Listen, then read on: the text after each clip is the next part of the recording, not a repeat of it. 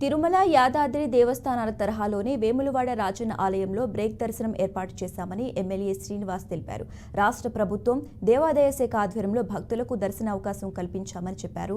రాజన్న సిరిసిల్ల జిల్లా వేములవాడ రాజన్న దేవాలయంలో బ్రేక్ దర్శనాన్ని ఎమ్మెల్యే శ్రీనివాస్, ఆలయ ఈవో వినోద్ రెడ్డి ప్రారంభించారు. సుదూర ప్రాంతాల నుంచి వచ్చే రాజన్న భక్తులకు ఎలాంటి ఇబ్బందులు తలెత్తకుండా రాజన్న ఆలయంలో అన్ని సౌకర్యాలు కల్పించామన్నారు. బ్రేక్ దర్శనాలు ప్రతిరోజు 2 సార్లు ఏర్పాటు చేశామన్నారు.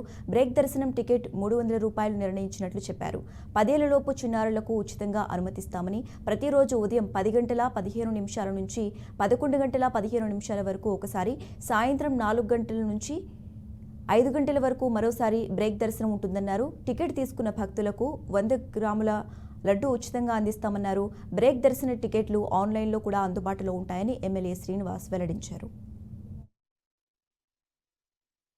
ప్రతిరోజు ఉదయం ఒకమారు 10 గంటల 15 నిమిషాల నుండి 11 గంటల 15 నిమిషాలకు, సాయంత్రం 4 గంటల నుంచి 5 గంటల వరకు ఒకమారు, ఉదయం గంట, సాయంత్రం గంట ఈ బ్రేక్ దర్శనం యొక్క సౌలభ్యాన్ని ఈరోజు ప్రారంభం చేయడం జరిగింది.